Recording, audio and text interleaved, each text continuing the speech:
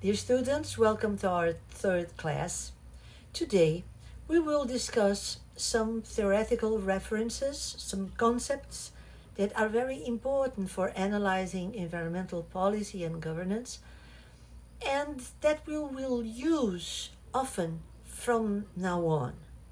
And we will also start our discussion about characteristics of environmental policy as a particular policy area. So, the concepts. And the first of them is the concept of public policy. That is the realm on which ground we are building our conceptual framework. Political science has three approaches according to the problem it investigates. The first approach is what is a good government and what is the best state. It means the order of the political system, the institutional dimension. The second approach is the analysis of political forces in the decision-making process. In the second approach are analyzed the conflictual processes for imposing objectives, contents, and distribution of resources in the decision process. And the third approach tackles the results of a given political system.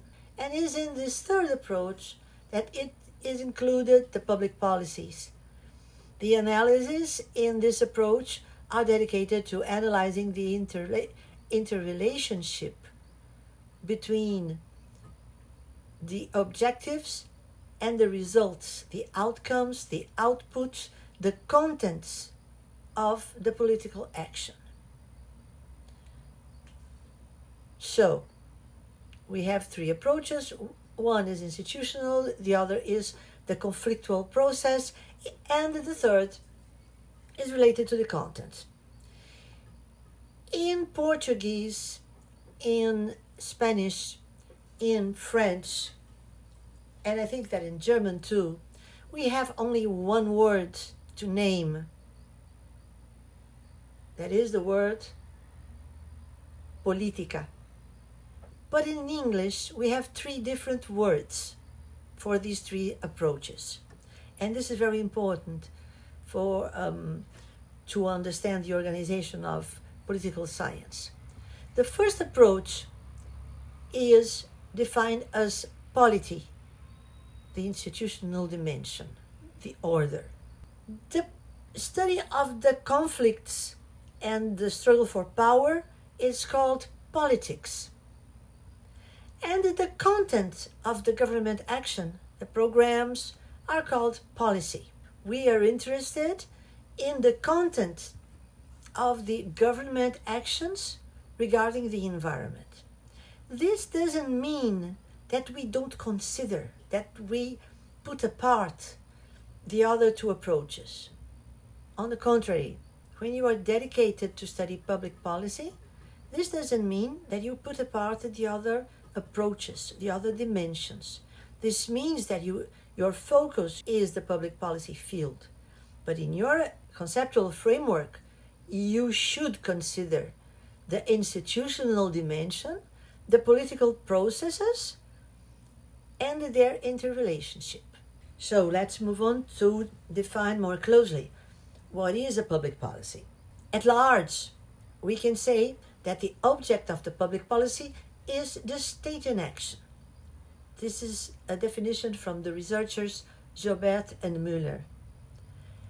And the specific object is the study of government programs, particularly their conditions of emergence, the mechanisms of operation, and their probable impacts on the social, economic, and environmental order according to their goals and targets. The field of the public policy studies deals with the processes of defining the state's public objectives, the development of organizations and programs to achieve these objectives, and the impact of these programs.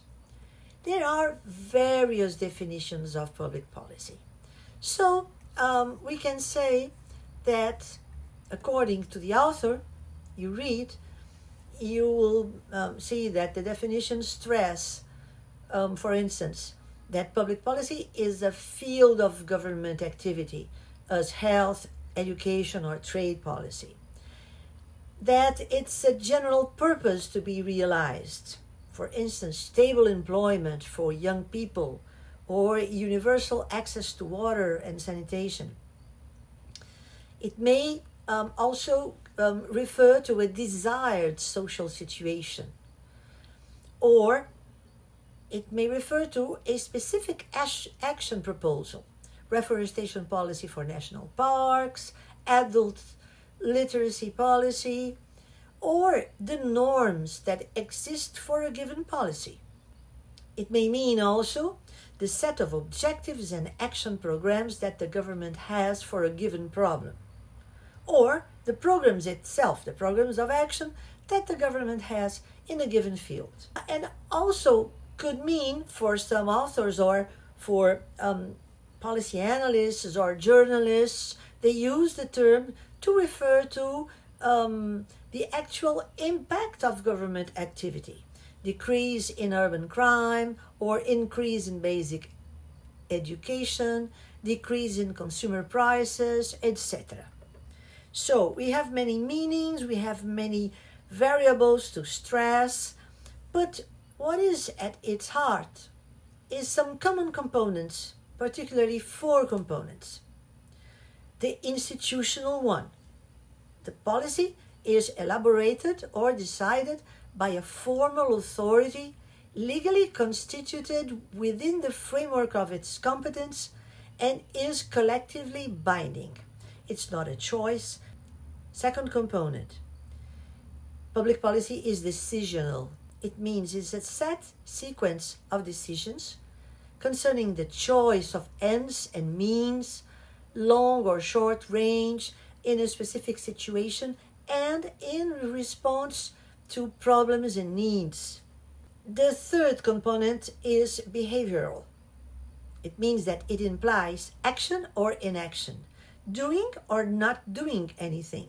A policy is above all a course of action and not just a singular decision. What did I mean by inaction? Not to do is policy. Yes, it is.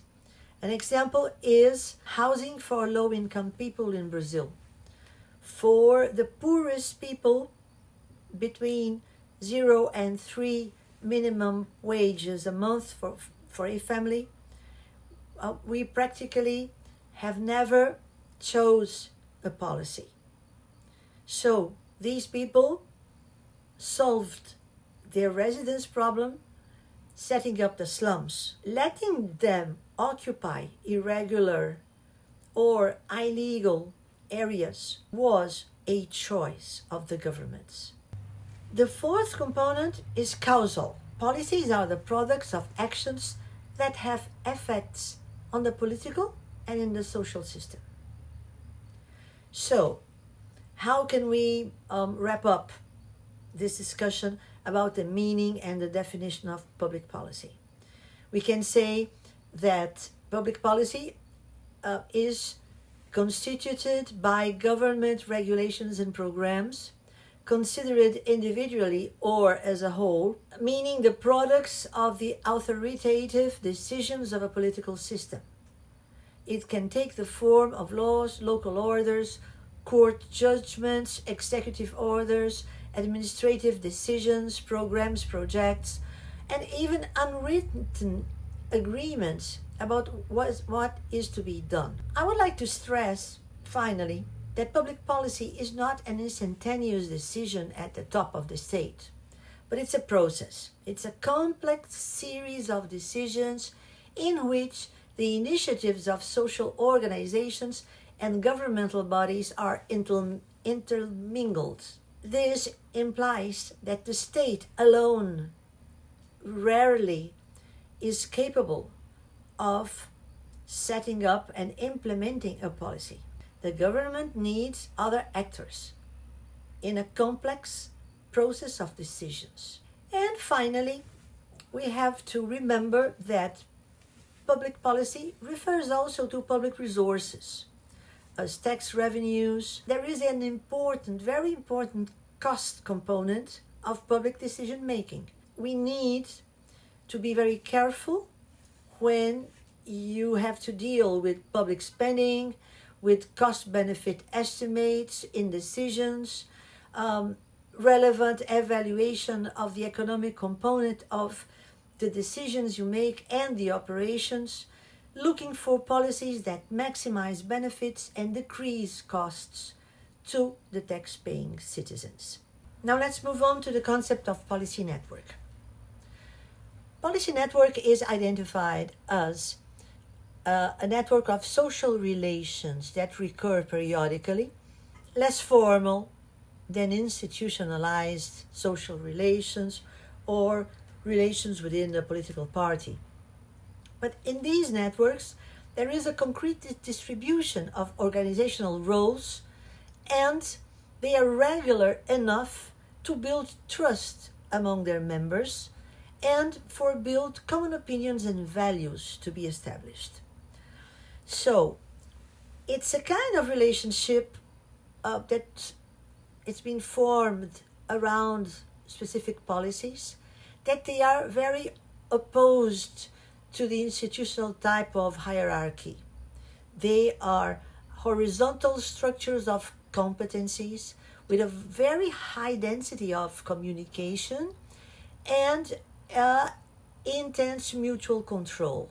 And they might be very large, these networks, and complex, such as in the realm of environmental policies, or they may be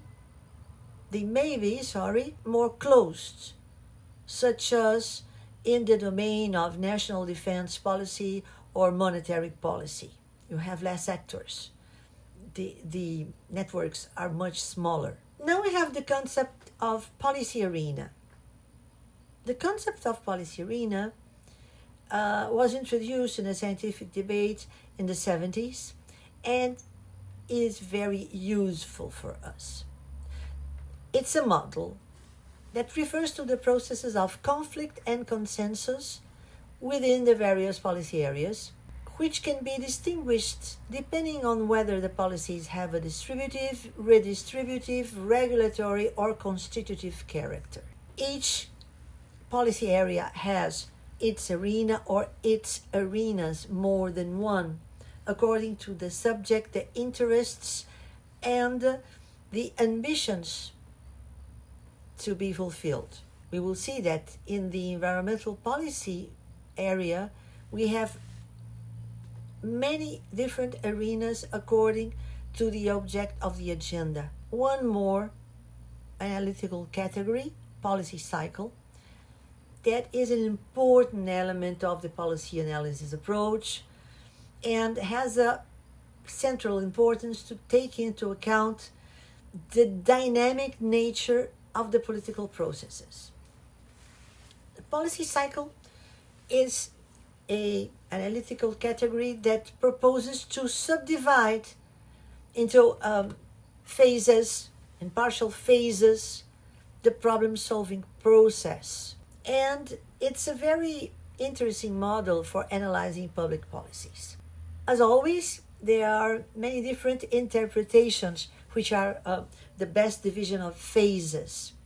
We will talk about 5 phases of a political process: the perception and definition of problems, the agenda setting, the design and decision, the implementation, the evaluation and correction phase, and I would add also the termination. Let's see one by one. Not every problem is a public policy problem. For us, it is very interesting to know how in an infinite number of possible fields of political actions, some policy issues, not every public problem turns out to be a political problem. The problems only become a policy problem. The next phase, it is the agenda setting. It is only at the agenda setting stage that a decision is made as to whether an issue is actually on the current political agenda, or whether it is recognized to be a public policy agenda, but it is excluded or postponed for a later date, despite its relevance for action. In order to include a problem in the government agenda, you have to at least make a preliminary assessment of costs and benefits, the political feasibility, the various options of action, as well as the chances of political imposition. Governments don't assume problems for which they cannot give concrete responses. After a problem is recognized as a public policy problem, and after it entered the government agenda, it comes the phase of design and decision. In the program design and decision phase, the most appropriate of the various alternatives is chosen. Normally, this is a great discussion among all the actors interested in that problem. You have conflict and agreement processes involving the most influential actors in administration and in politics. As a general rule, the responsible decision-making body decides a compromise program. There is everything ends up in a big negotiation among the interests and the points of view in a compromise program, and this is what becomes finally a course of action, this compromise. After the compromise and the detail of the action, it comes the phase of implementation. The implementation of policies can be considered to be that phase of the policy cycle whose order of action is stipulated in the phase prior to policy formulation, and which in turn produces certain policies' outcomes and impacts. It's the action phase. The interest of policy analysis at this stage is related to the fact that very often, almost always, the real results and impacts of the policies do not correspond entirely to the impacts projected at the formulation stage. There is always a gap. This is an expression very often used, the implementation gap. In the implementation of policies, there is always a gap between what was the vision, what was the project, what was the goals to reach, and the reality. You can analyze implementation processes from many points of view. How did the actors behave, how the programs were implemented, and but first and foremost, you look at the content of the programs. And you compare the objectives stipulated in the formulation of the programs with the results achieved. And you examine in what extent the order of action was fulfilled and what are the reasons for the implementation gaps, the implementation deficits that you will. After the implementation, it comes the phase of evaluation and action correction. Programs that have already been implemented are assessed in terms of their outcomes, their impact, or their performance. You have many questions to address to the process of implementation. You can investigate impact deficits, unwanted side effects, deduce consequences for future actions and programs, and you may also make a monitoring program of the implementation that will let you know how did the variables more important for you, how they have varied.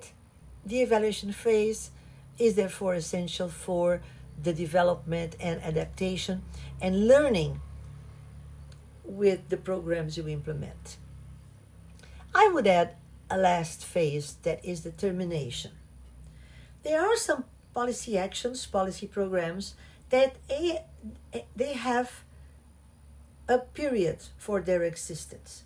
But there are other policy programs that do not have an end already designed in its formulation. There are policy programs that are designed to be constant. But politics change, other interests and other actors may influence and want to end a program and substitute it for other, or end a program and do not substitute it for anyone. So programs, policy actions may be terminated or may be dismantled, or they can just reach their end. Finally, let's work a last analytical category, the advocacy coalitions.